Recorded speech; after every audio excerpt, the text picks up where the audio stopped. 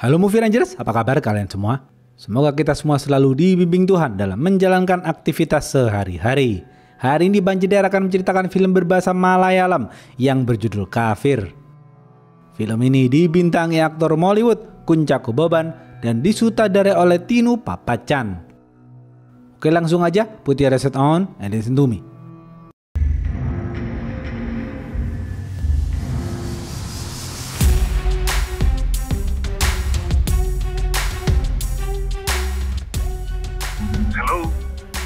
Pemeran-pemeran film ini antara lain Ashok adalah pembunuh bayaran, Mustafa adalah rekan Ashok, Arun adalah mahasiswa kedokteran.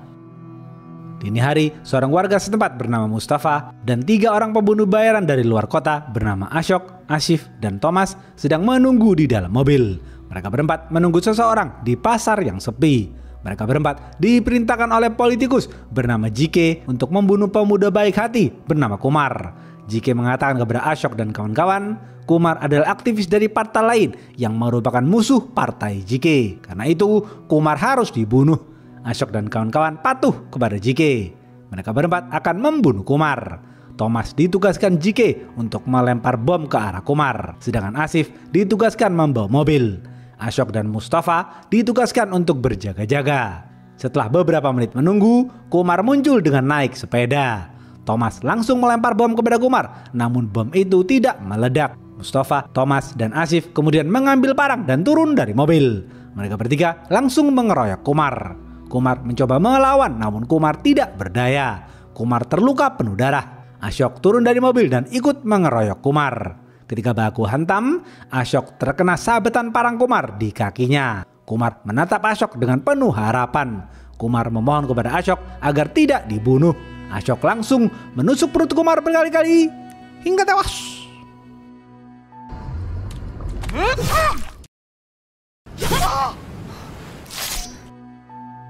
Setelah membunuh Kumar, mereka berempat kabur melarikan diri. Di dalam mobil, Ashok terus memegang luka di kakinya. Kaki Ashok terus mengeluarkan darah. Ashok menahan rasa sakitnya. Setibanya di ruko kosong, Ashok dan kawan-kawan berganti baju. Mereka menyimpan baju-baju mereka yang terkena darah di dalam kresek. Kresek itu mereka simpan di ruko kosong itu. Setelah itu, Ashok dan kawan-kawan melanjutkan pelarian. Subuh hari, mereka pergi ke rumah sakit untuk mengobati luka kaki Ashok. Namun, di rumah sakit ada polisi. Asif memutar balik mobilnya dan pergi ke tempat lain. Ashok dan kawan-kawan menunggu perintah selanjutnya dari JK. Mustafa menelpon kenalannya yang bernama Arun untuk mengobati luka Ashok. Arun adalah mahasiswa kedokteran yang lugu dan baik hati. Terlihat Arun masih tidur di rumahnya. Ibunda Arun adalah seorang guru yang sangat dihormati. Mustafa menyuruh Arun untuk membeli obat di apotek dan mengajaknya bertemu di pom bensin. Arun patuh dan menurut saja. Arun izin pergi kepada sang ibu untuk membeli obat. Sang ibu mengizinkan. Arun pergi ke apotek naik bajai. Setibanya di apotek, Arun membeli obat-obat sesuai perintah Mustafa. Pemilik apotek bernama Suraj adalah sahabat Arun. Arun lalu pergi mencari bajai, namun Arun tidak mendapatkan bajai. Suraj meminjamkan motornya kepada Arun. Arun berterima kasih kepada Suraj. Arun lalu pergi ke pom bensin. Namun handphone Arun tertinggal di apotek. Handphone Arun disimpan oleh pegawai Suraj yang bernama Regita. Terlihat Asif pergi menuju pom bensin. Di tengah perjalanan, JK menelpon dan memarahi Thomas karena bom yang Thomas lempar ke Kumar tidak meledak. Ashok memberitahu JK ia akan mengobati luka di kakinya dahulu. Setelah itu, Ashok akan menemui JK. JK tidak masalah dengan hal itu. JK kemudian menutup teleponnya. Di sisi lain, kepolisian mendatangi lokasi pembunuhan Kumar dan melakukan olah TKP. Di TKP ditemukan darah lain yang diduga darah pelaku. Kepolisian menggunakan anjing pelacak untuk mencari jejak pelaku. Pembunuhan Kumar mengagetkan semua orang karena selama ini Kumar dikenal baik hati dan tidak mempunyai musuh. Berita pembunuhan Kumar menjadi trending topik di media. Warga sekitar terus berdemo mendesak kepolisian agar segera menangkap pelakunya.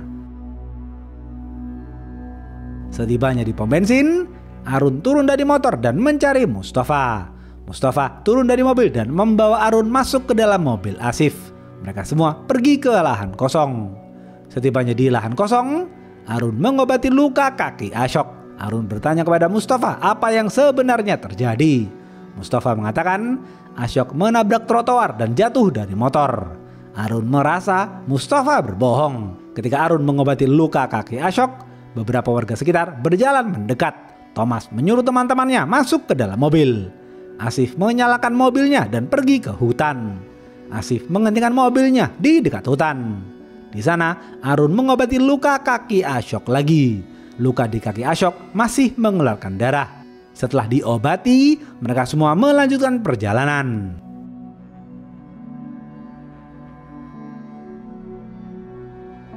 Di depan pom bensin, warga sekitar terus mendesak kepolisian agar segera menemukan pembunuh Kumar. Para anggota partai politik yang tidak lain merupakan teman-teman Kumar juga ikut berdemo.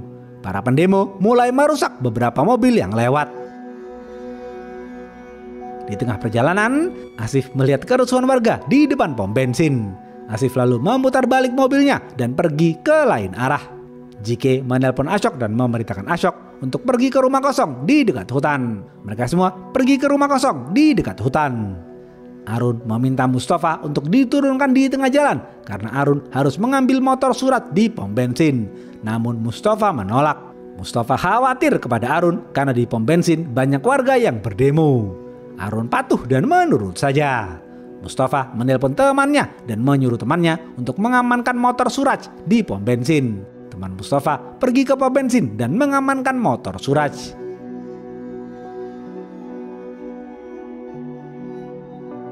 Beberapa menit kemudian, mereka semua tiba di rumah kosong di dekat hutan. Mereka semua turun dari mobil dan mengambil parang. Arun muntah mencium darah manusia di parang-parang itu.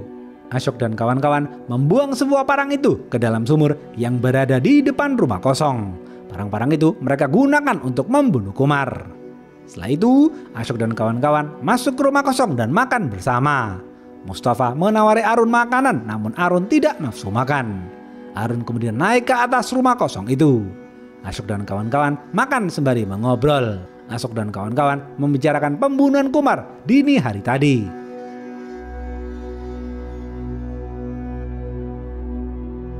Arun mendengar obrolan mereka. Arun baru sadar ternyata Mustafa dan kawan-kawan telah membunuh Kumar. Di sisi lain, anjing pelacak kepolisian menemukan baju berdarah di ruko kosong. Kepolisian lalu mendatangi apotek Suraj dan bertanya apakah ada orang yang membeli obat-obatan penutup luka. Suraj mengatakan ada seorang pria yang membeli obat-obatan itu. Kepolisian yakin pria yang membeli obat-obat itu terlibat dalam pembunuhan Kumar. Suraj tidak menyebut nama Arun karena Suraj tidak mau Arun dipanggil polisi. Suraj melakukan itu untuk melindungi Arun. Kepolisian membawa Suraj ke kantor polisi. Kepolisian terus menginterogasi Suraj dan bertanya di mana keberadaan pria itu. Suraj menjawab ia tidak tahu siapa pria itu dan di mana pria itu. Kepolisian menduga Suraj berbohong. Kepolisian marah dan menampar Suraj.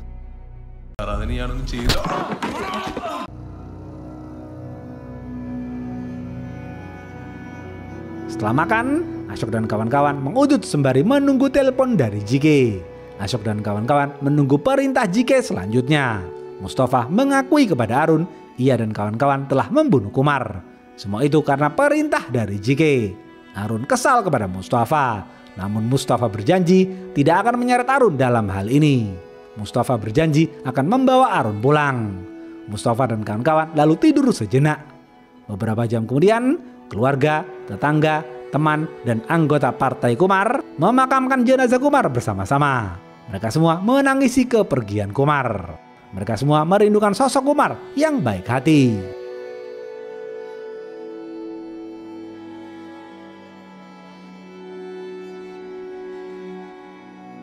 JK menelpon Ashok dan memberitahu kepolisian sudah tahu pelaku pembunuh Kumar adalah Ashok dan kawan-kawan. Sekarang kepolisian sedang memburu Ashok dan kawan-kawan. JK memerintahkan Ashok dan kawan-kawan untuk berpindah tempat. Ashok memerintahkan mereka semua untuk masuk ke dalam mobil. Sebelum masuk ke dalam mobil, Thomas membuang bom buatannya ke dalam sumur. Tiba-tiba,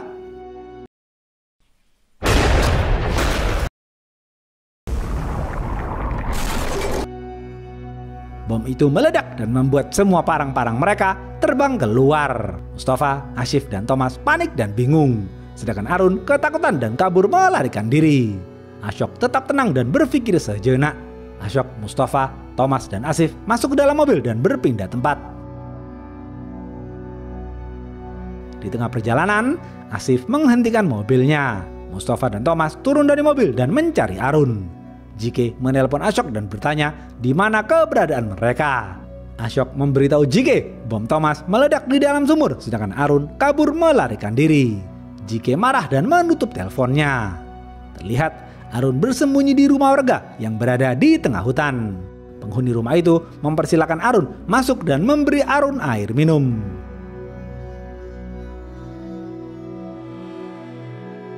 Mendengar ledakan itu, Kapolsek bernama Ranjit dan para anak buahnya langsung pergi ke rumah kosong itu. Warga sekitar juga ikut pergi ke rumah kosong itu.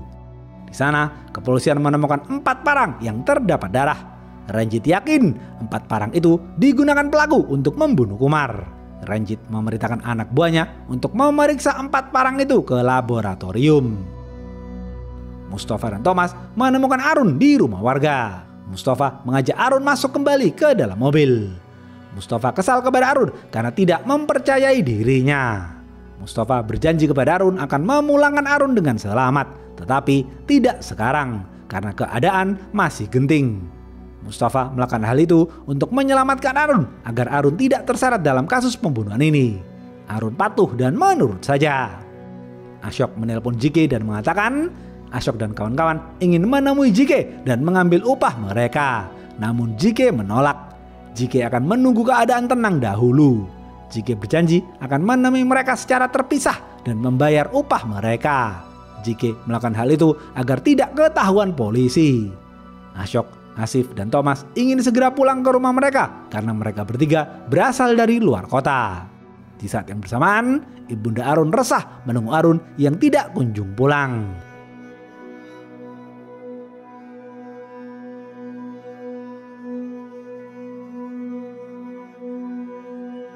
Asyok dan kawan-kawan mulai kesal kepada JK karena tidak mau ditemui.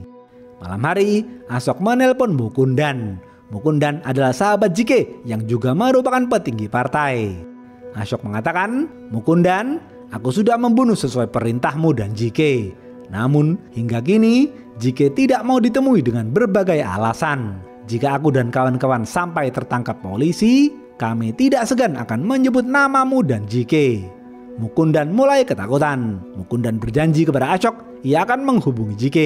Asyok kemudian menutup teleponnya. Di sisi lain, Abang Arun tiba di rumahnya. Terlihat Ibunda Arun duduk di teras. Ibunda Arun masih menunggu Arun. Ibunda Arun resah karena Arun belum juga pulang. Abang Arun menasihati Ibunda Arun agar beristirahat saja. Mereka berdua kemudian beristirahat tidur. Di tengah jalan yang sepi, JK menyiapkan 1 mobil kosong untuk Asyok dan kawan-kawan. JK lalu menelpon Asyok. JK memerintahkan Asyok, Mustafa, Thomas, dan Arun turun dan masuk ke dalam mobil yang sudah disiapkan. Asyok dan kawan-kawan masuk ke dalam mobil yang sudah disiapkan. Sedangkan Asyif kembali pulang ke rumahnya. Sekarang Mustafa yang menyetir mobil. Mustafa, Asyok, Thomas, dan Arun melanjutkan perjalanan. Tak lama kemudian, mereka berempat berhenti di tengah jalan. Thomas memberikan sisa bom yang ia bawa kepada Asyok. Anak buah JK mengambil Thomas dan mengantar Thomas pulang ke rumahnya. Mustafa, Asyok, dan Arun melanjutkan perjalanan. Mereka bertiga pergi ke rumah kosong di dekat hutan di perbatasan provinsi.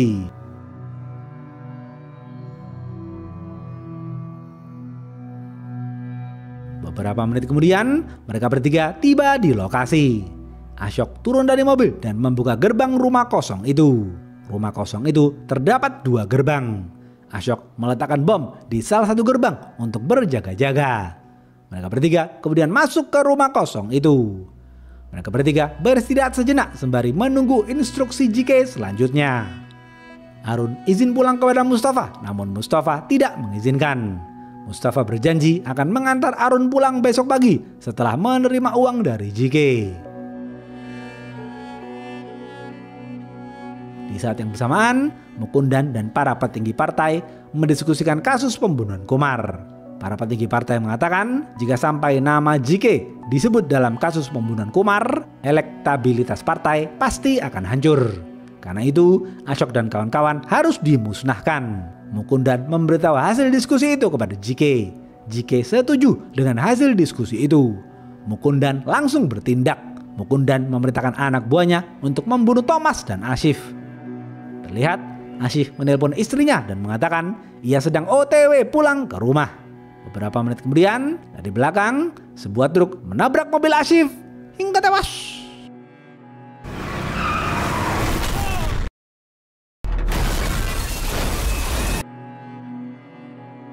Besok pagi, kepolisian mendatangi lokasi kecelakaan Ashif.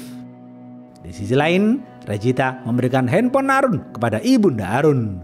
Regita juga memberitahu Ibunda Arun kalau Suraj masih ditahan di kantor polisi. Ibunda Arun kesal mendengar hal itu. Ibunda Arun menyayangi Suraj karena Suraj adalah sahabat Arun. Ibunda Arun kemudian pergi ke kantor polisi. Ibunda Arun meminta Ranjit untuk membebaskan Suraj. Karena Ibunda Arun adalah guru yang dihormati, Ranjit patuh dan menurut saja. Ranjit kemudian membebaskan Suraj. Ibunda Arun memberikan handphone Arun kepada Ranjit.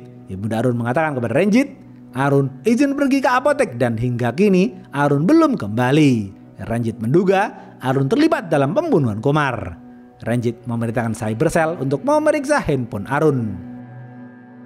Di sisi lain, Ashok, Mustafa, dan Arun mulai kelaparan. Karena itu, Ashok berburu hewan di hutan. Setelah mendapatkan 1 ekor hewan, Ashok kembali ke rumah kosong. Ashok kemudian memotong dan memasak hewan itu. Malam hari, Cyber Cell memberitahu Ranjit nomor SIM card atas nama Mustafa menelpon Arun. Ranjit dan para anak buahnya langsung pergi ke rumah Mustafa. Ranjit menginterogasi istri Mustafa. Istri Mustafa mengatakan Mustafa sedang pergi ke luar kota. Karena tidak mendapatkan informasi, Ranjit dan para anak buahnya kembali ke kantor polisi. Setelah Ranjit pergi, istri Mustafa menelpon Mustafa dan memberitahu kepolisian baru saja datang ke rumah dan bertanya mengenai Mustafa. Mustafa mengatakan kepada istrinya agar tidak usah khawatir. Di saat yang bersamaan, Cyber Cell memberitahu Ranjit nomor telepon istri Mustafa menerima telepon dari perbatasan provinsi. Kapolres mengumpulkan Ranjit dan para anak buahnya dan memerintahkan mereka semua untuk melakukan penyergapan ke perbatasan provinsi.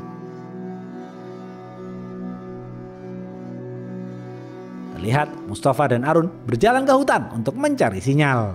Mustafa lalu menelpon temannya dan bertanya mengenai situasi terkini. Teman Mustafa memberitahu Mustafa, pagi tadi putri JK yang bernama Maya meninggal dunia karena melakukan bundir. Maya melakukan bundir setelah mengetahui kekasihnya yang bernama Kumar telah dibunuh. Gosip yang beredar mengatakan Kumar dan Maya berencana kawin lari karena hubungan mereka tidak disetujui oleh JK. JK tidak setuju karena Kumar berasal dari kasta rendah. Mustafa kaget dan baru sadar ternyata JK menyuruhnya membunuh Kumar bukan karena urusan politik, melainkan urusan keluarga. Mustafa marah besar kepada JK. Mustafa menutup teleponnya dan menyuruh Arun untuk kabur melarikan diri sekarang juga. Mustafa kemudian berlari menghampiri Ashok. Di saat yang bersamaan, Ashok menelpon temannya dan bertanya mengenai situasi terkini. Teman Ashok memberitahu Ashok Thomas dan Ashif telah meninggal dunia karena kecelakaan. Teman Ashok juga memberitahu hal yang sama seperti teman Mustafa. Ashok baru sadar ternyata JK memanfaatkan ia dan teman-temannya untuk membunuh Kumar. Ashok marah besar kepada JK. Tiba-tiba 5 orang penembak jitu mengepung rumah kosong itu dan menembaki Ashok, Mustafa, dan Arun. Mereka bertiga berlari menyelamatkan diri. Ashok berusaha mencari tempat yang aman, sedangkan Mustafa berlari dan masuk ke rumah kosong. Mereka berdua baru sadar kalau mereka berdua hanya dimanfaatkan JK. Mustafa mengambil senjata dan berusaha menembak para penembak jitu. Tapi ternyata Mustafa justru tertembak di dadanya. Mustafa lalu memberikan senjatanya kepada Ashok. Ashok menerima senjata itu dan langsung menembak satu penembak jitu hingga tewas.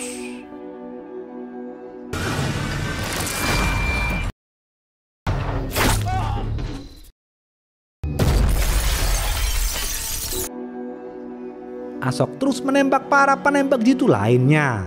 Asyok menyeret Mustafa ke ruangan yang aman. Mustafa memohon kepada Asyok agar menyelamatkan Arun. Asyok membuka jendela dan berteriak memanggil Arun. Asyok bertekad akan menyelamatkan Arun.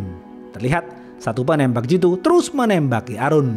Satu penembak jitu lainnya menembak ke arah Asyok.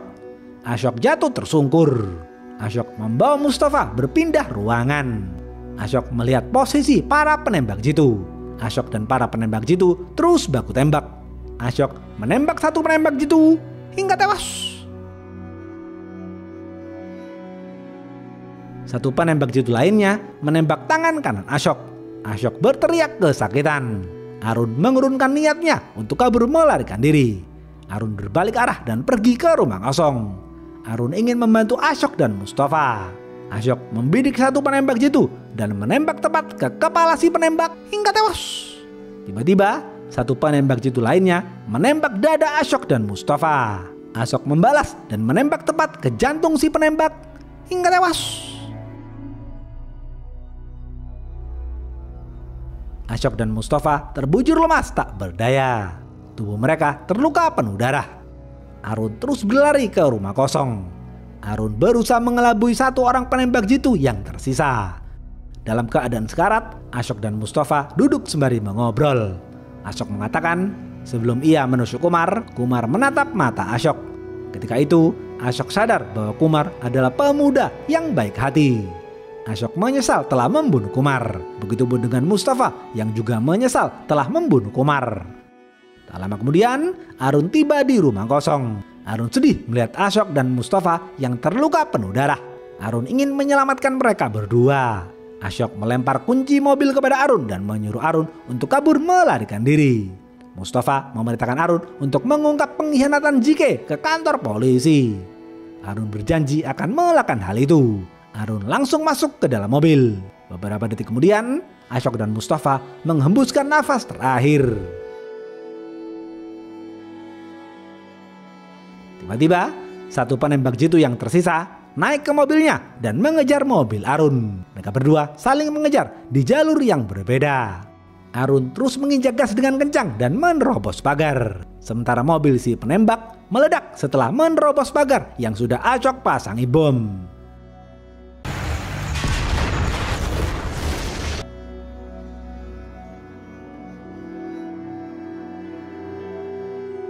Habis.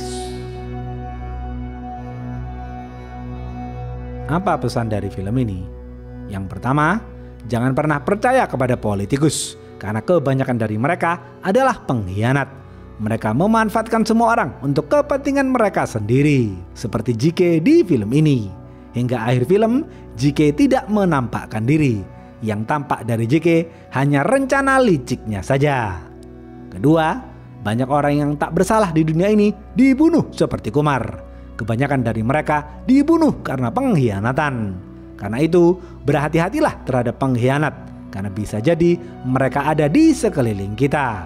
Semoga kita semua dijauhkan dari orang-orang yang suka berkhianat. Oke, segitu aja video kali ini. Stay watching and see you.